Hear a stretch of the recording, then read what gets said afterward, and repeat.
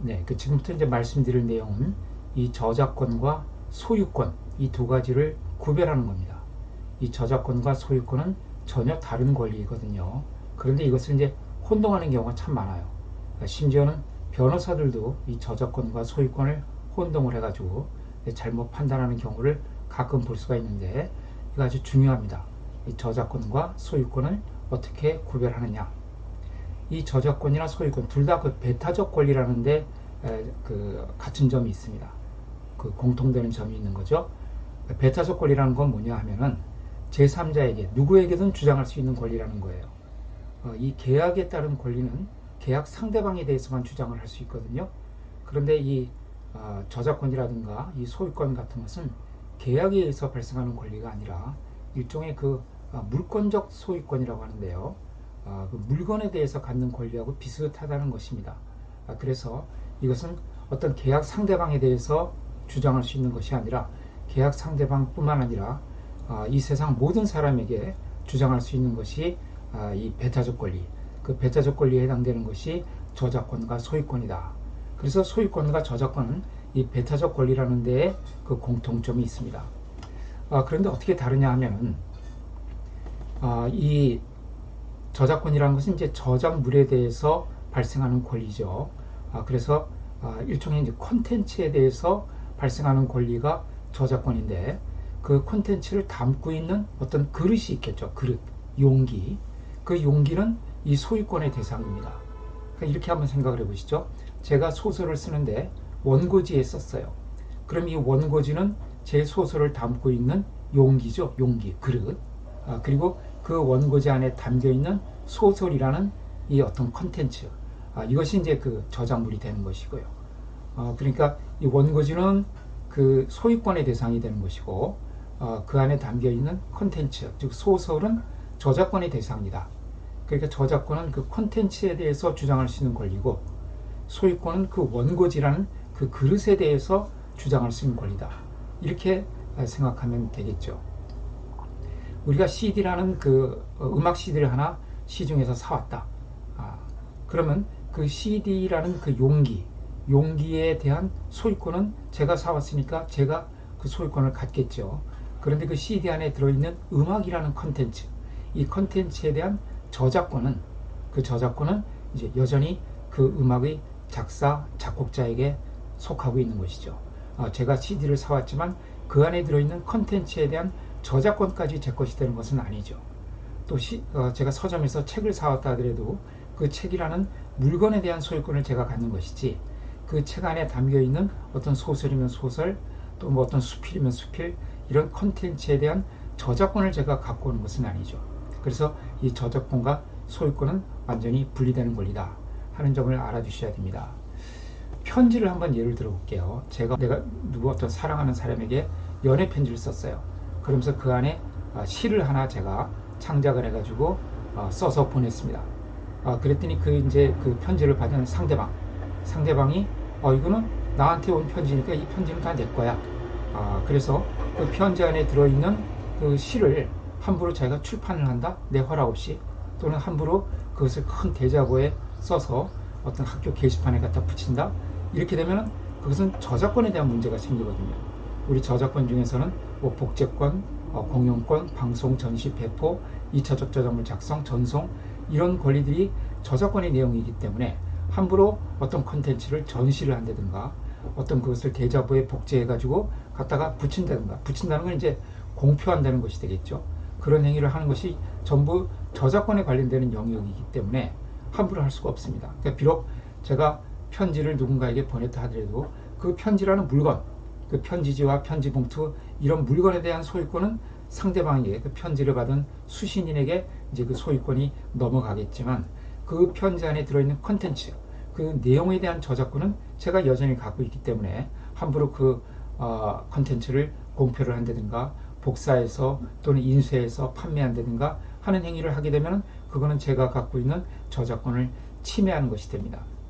자, 이렇게 어떤 그 컨텐츠를 담고 있는 그 용기와 그 용기 안에 들어있는 컨텐츠, 그 컨텐츠에 대한 권리가 바로 저작권이고요. 그 용기에 대한 권리가 소유권이다. 이렇게 생각을 하시면 될 것 같아요. 그런데 이제 이 용기와 컨텐츠가 아주 밀접하게 뗄래야 뗄 수 없게 만들어지는 그런 작품들이 있습니다.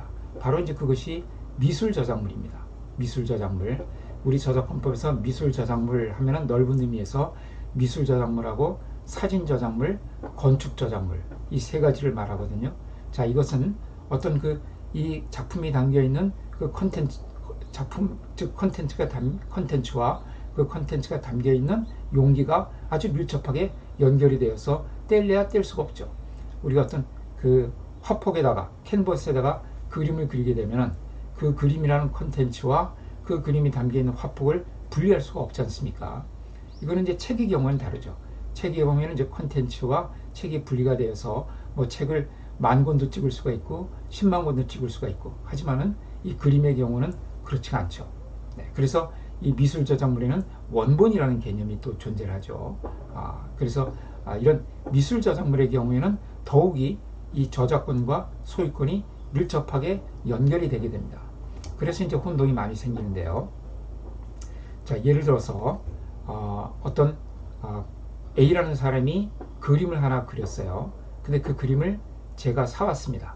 제가 사와가지고 그걸 제가 제 친구한테 그 그림을 빌려줬어요. 그랬더니 그러면서 제가 그림을 빌려주면서 절대로 이 그림을 보기만 해야지 이것을 가지고 어떤 활용을 해서는 안 된다. 이렇게 약속을 했는데 그 친구가 저와의 약속을 어기고 그 그림을 함부로 복사해가지고 그 복사물을 팔았다. 이렇게 됐을 때 그럼 누가 권리를 주장할 수 있느냐? 예, 그 경우에는 이 화가도 권리를 주장할 수 있고 또 저도 권리를 주장할 수 있습니다. 왜냐하면 화가 A는 그 작품을 비록 저한테 팔았지만은 그 작품에 대한 저작권을 여전히 가지고 있거든요. 저작권을 가지고 있기 때문에 그 그림을 복제하고 배포하고 하는 행위들을 하기 위해서는 항상 이 화가의 허락을 받아야 됩니다. 그런데 그런 허락을 받지 않고 함부로 복사해서 판매를 했기 때문에 제 친구는 이제 화가에 대해서도 책임을 져야 되고요. 그 다음에 저에 대해서도 책임을 져야 됩니다. 왜냐하면 소유권자인 저에게는 그 그림에 대한 사용 수익 처분권이 저에게 있거든요. 그 소유권이라는 것은 이제 사용 수익 처분을 마음대로 할 수 있는 권리를 말하는데 이제 이렇게 그림을 복사해서 파는 것은 일종의 사용하고 그것으로 인해서 수익, 즉 이익을 얻는 행위죠. 이것을 이제 소유권자인 제 허락 없이 저와의 약속을 어기고 했기 때문에 이제 그것이 제 소유권을 침해하는 것이죠. 그러니까 제 친구는 화가에 대한 저작권도 침해한 것이고 또 소유권자인 저에 대한 소유권도 침해한 것입니다. 그래서 양쪽에 대해서 책임을 져야 되는 것이죠. 자, 고호라든가 고갱 이런 그 유명한 그 서양 화가들은 이미 사후 70년이 다 지났기 때문에 그 사람들의 작품은 이미 저작권이 다 보호기간이 소멸되었습니다. 그러니까 저작권은 이미 사라졌죠. 그러면 고호의 작품전이 열리고 있는데 제가 그 작품전에 전시회에 가서 그 작품을 사진 촬영을 해서 함부로 갖다 팔아도 될까요? 네, 안 되죠. 왜 안 되냐면 그런 경우에는 이미 저작권은 소멸되었기 때문에 저작권에 대한 문제는 생기지 않습니다. 그러나 그 그림에 대한 소유권자가 있겠죠. 그 고호의 그림을 소유하고 있는 어떤 소유권자, 뭐 미술관이 될 수도 있고요, 또는 박물관이 될 수도 있고, 또는 고호 그림에 대한 어떤 그 수익을 하는 그런 재단이 될 수도 있고요. 하여튼 그 그림에 대한 소유권을 갖고 있는 그런 어떤 그 단체라든가 사람, 그분들이 갖고 있는 그 그림에 대한 소유권, 그 소유권에는 그 그림을 사용, 수익, 처분할 수 있는 권리가 거기에 포함되는데 이게 그림을 사진으로 찍어서 그것을 복사해서 판매하는 것은 사용, 수익하는 행위죠. 이것이 이제 그 저작권에서의 복제, 전시, 배포 이것과 중복되는 부분이 분명히 있습니다. 그래서 저작권은 소멸되었지만 소유권이 현재 살아있기 때문에 그 소유권자에 대한 권리를 침해하는 것이 됩니다. 그래서 고호라든가 고갱 이렇게 사후 70년이 지난 그런 화가들의 작품 전시회에 가서 그림을 촬영을 해서 함부로 판매를 한다든가 이런 것은 모두 그 소유권에 대한 침해가 되는 것이죠. 자, 이렇게 이 저작권과 소유권은 전혀 별개의 권리이기 때문에 우리가 이 부분을 잘 기억을 해둬야 됩니다. 그래서 이 부분을 혼동하지 않도록 여러분들이 유념하시기 바랍니다.